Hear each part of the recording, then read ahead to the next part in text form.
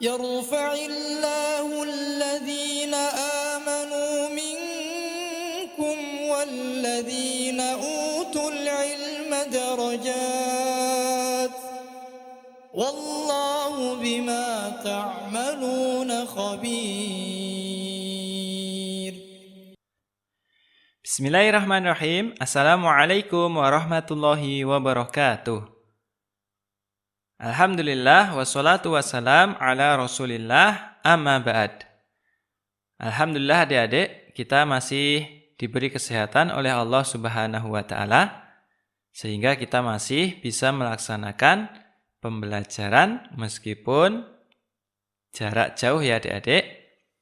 Insyaallah pada kesempatan kali ini kita akan melanjutkan tema 1 kita dalam subtema yang kedua, yaitu hidup rukun dengan teman bermain.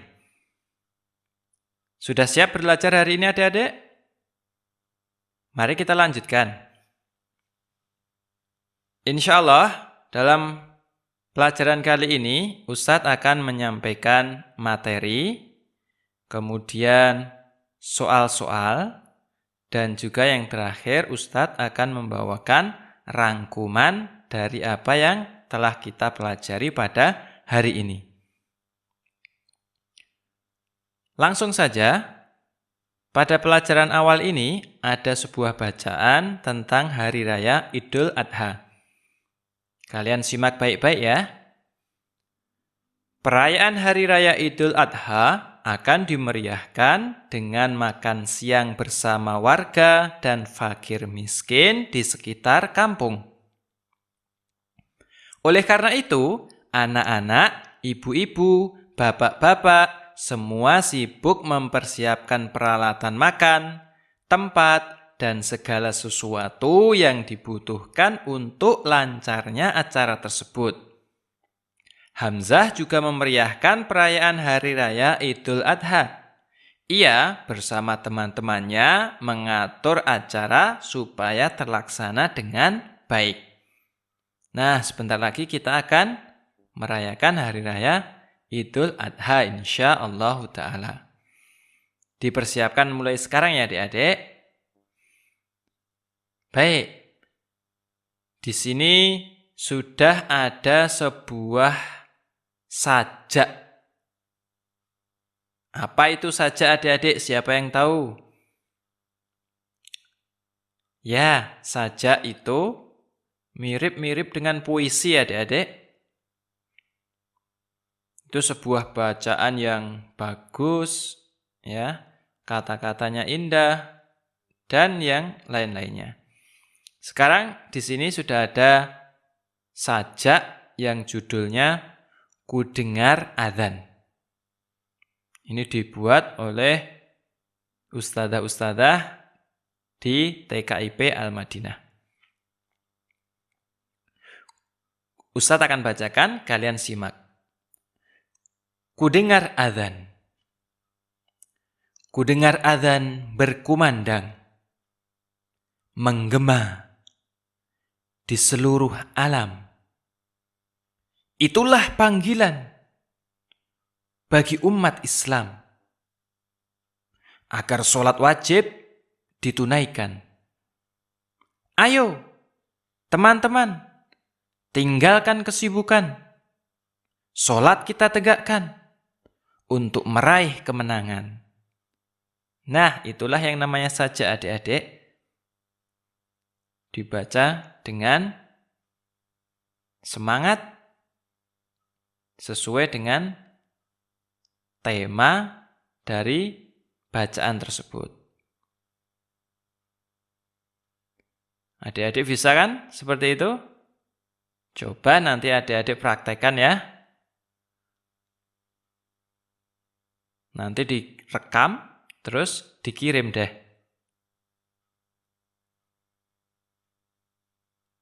Siapkan adik-adik? Dipersiapkan dulu. Baik, kita akan lanjutkan. Pada pelajaran selanjutnya, kita akan belajar tentang mengurutkan bilangan dari yang terkecil dan terbesar. Sekarang adik-adik perhatikan, di sini Ustadz ada 3 bilangan. Yang pertama ada bilangan 481, kemudian ada 357, dan ada 531. Adik-adik masih ingat kan tentang kedudukan bilangan yang dulu kita pelajari tentang ratusan, puluhan, dan satuan? Masih ingat kan? Nah, sekarang jika adik-adik ingin mengurutkan sebuah bilangan, yang perlu adik-adik perhatikan pertama kali itu adalah angka ratusannya terlebih dahulu. Di sini ada angka 4, itu sebagai ratusan. Ada angka 3, itu juga ratusan. Dan ada angka 5, yang terakhir 5. Ya. Nah, angka 4, angka 3, angka 5. Kira-kira mana yang paling besar? 4, 3, dan 5. Betul sekali, yang 5 kan? Maka jika angka ratusannya berbeda-beda seperti ini, kita bisa langsung mengurutkan adik-adik. Sekarang kita urutkan dari yang terkecil dulu. Ya, berarti urutannya adalah pertama 357, kemudian 481, baru 531. Sekarang kita urutkan dari yang terbesar ya. Berarti yang pertama adalah 531, kemudian 481, dan yang terakhir adalah 357.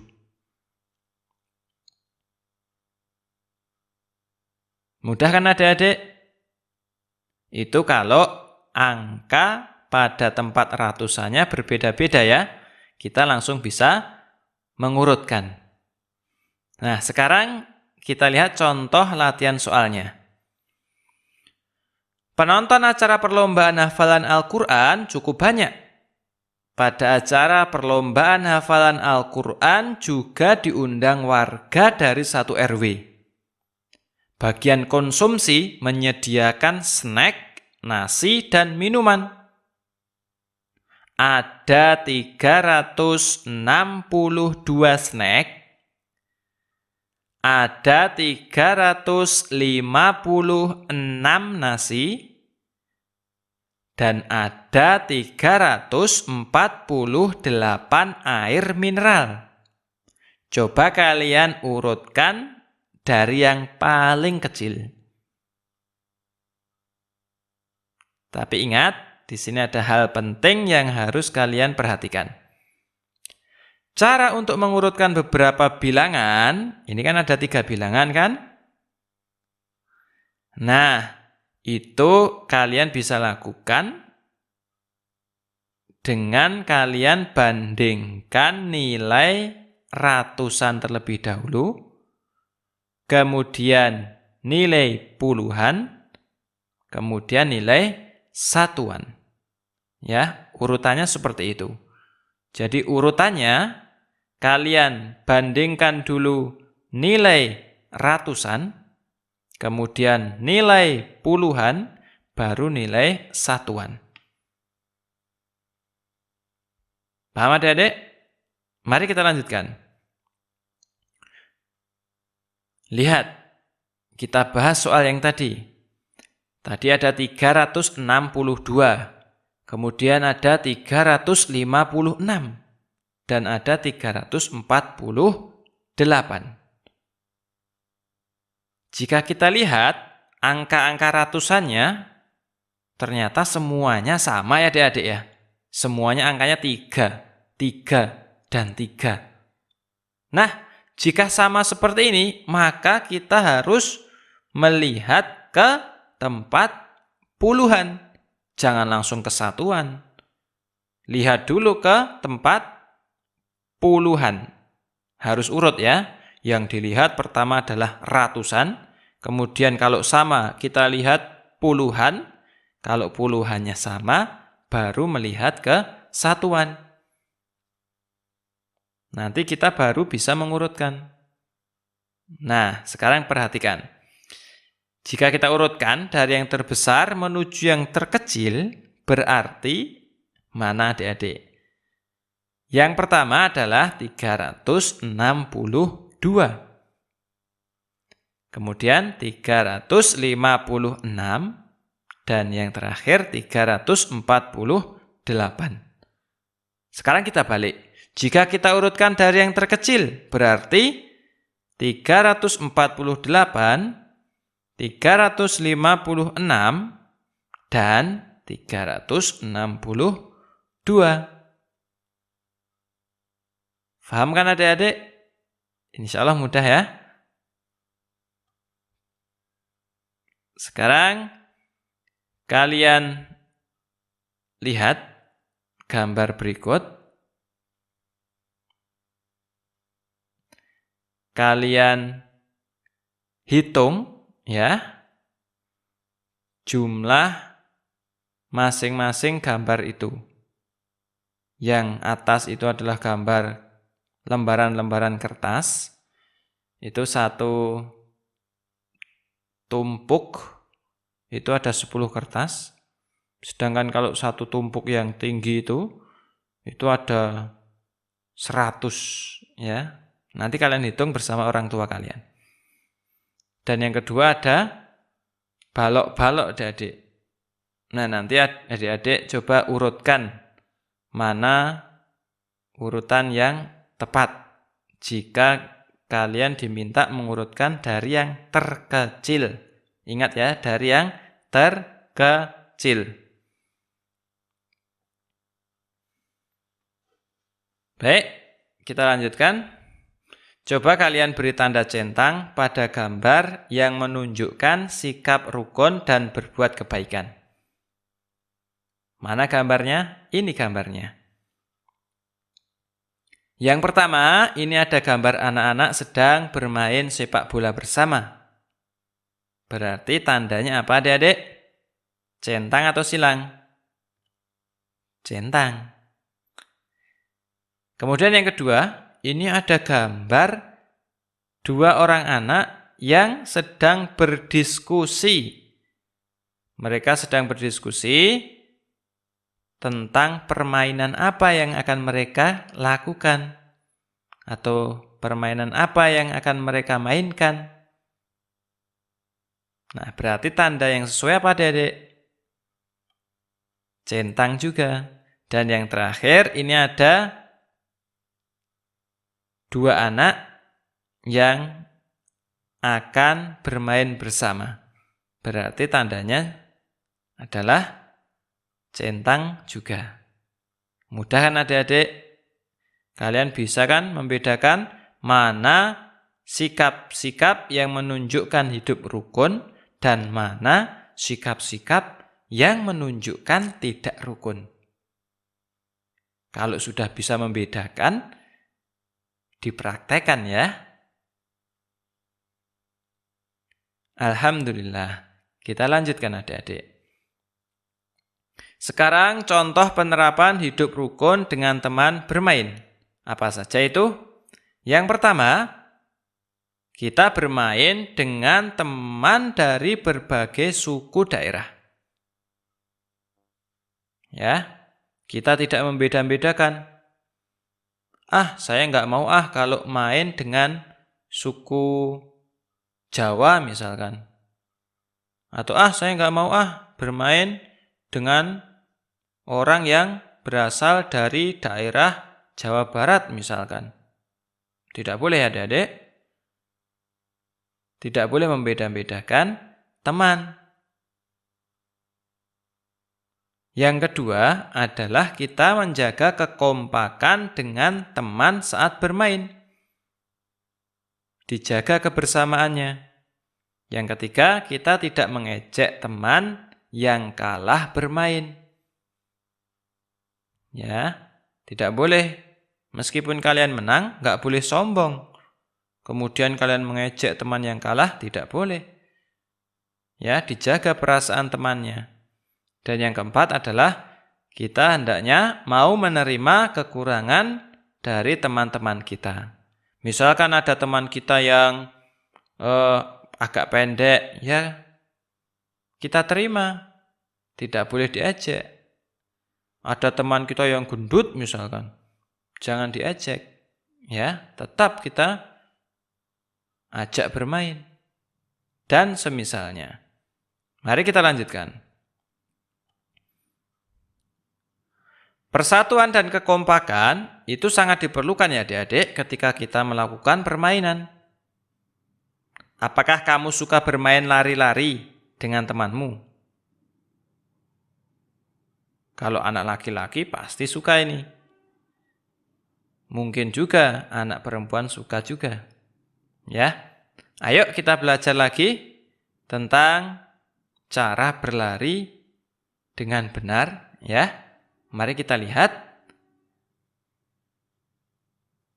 Ternyata dalam gerakan lari itu yang pertama ada gerak lari pendek adik-adik. Ya, mungkin larinya pendek, dekat-dekat jaraknya. Kemudian yang kedua ada lari panjang, kakinya menjangkahnya panjang, melangkahnya panjang. Dan yang ketiga ada lari melewati rintangan.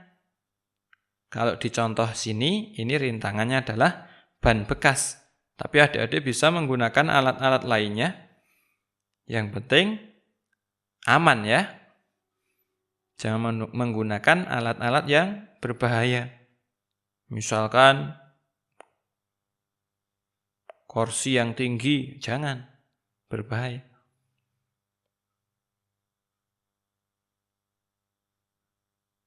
Nah, sekarang adik-adik sudah lihat di sini ada gambar apakah ini?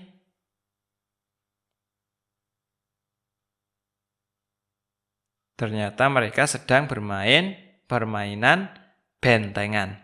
Seperti apa yang adik-adik suka lakukan ketika di sekolah kan? Tentu kalian sudah hafal cara bermainnya, tapi nggak ada salahnya kita ulangi lagi. Cara memainkan permainan bentengan, yang pertama, siswa dibagi menjadi 2 kelompok.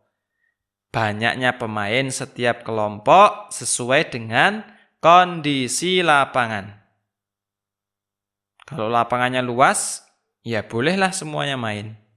Tapi kalau sempit, ya nanti bergantian. Kemudian yang kedua, tandailah lapangan dengan tiang kayu yang mengumpamakan benteng setiap kelompok.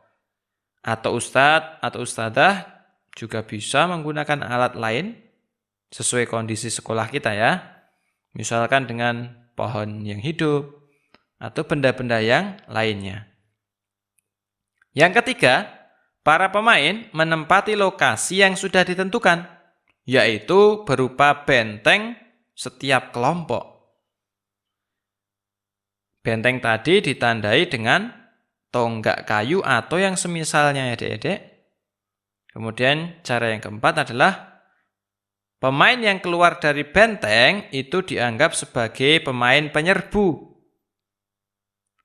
Pemain di pihak lawan mengejar pemain yang keluar dari bentengnya tersebut.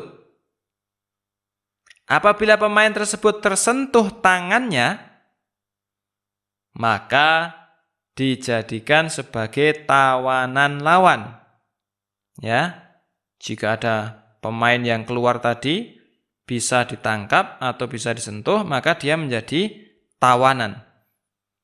Setiap kelompok memiliki tempat tawanan. Tempat tersebut sekitar 1-2 meter sebelah kanan maupun kiri dari masing-masing benteng. Dan yang kelima, pemain yang sudah ditawan oleh lawan dapat diselamatkan. Diselamatkan oleh temannya dengan cara menyentuh tangan tawanan tersebut. Namun ingat adik-adik, ketika menyelamatkan temannya harus tetap waspada ya, karena tentu tim lawan tidak akan membiarkan ya, mereka akan mengejar pihak lawannya. Seru kan adik-adik? Nah, pemain yang bisa menyentuh benteng lain ya, bisa menyentuh benteng lawannya, maka itulah yang menjadi pemenangnya. Adik-adik pasti sudah kangen ini main bentengan ini ya. Ya, semoga kita bisa segera melakukan permainan-permainan ini bersama-sama. Baik adik-adik, di penghujung pelajaran ini Ustadz akan membawakan rangkuman dari apa yang telah kita pelajari hari ini. Pada pelajaran PPKN tadi kita sudah belajar cara atau contoh-contoh tentang hidup rukun ya. Ada di sana bermain dengan teman, menjaga kekompakan, tidak mengejek, mau menerima kekurangan, dan yang lain-lainnya. Dan untuk matematika, kita tadi belajar cara mengurutkan beberapa bilangan dengan cara membandingkan nilai ratusan, puluhan, dan juga satuan. Dan untuk olahraganya tadi kita belajar macam-macam gerak lari ya. Ada lari pendek, lari panjang, dan lari melewati rintangan. Dan tak lupa, tadi Ustadz juga sudah membacakan tentang sebuah permainan yang sangat seru, yaitu permainan bentengan. Sekian adik-adik, barakallahu fikum. Mungkin Ustadz cukupkan dulu pelajaran kita hari ini. Kita tutup dengan doa kafaratul majelis. Subhanakallahumma wa bihamdika asyhadu an la ilaha illa anta astaghfiruka wa atubu ilaik. Assalamualaikum warahmatullahi wabarakatuh.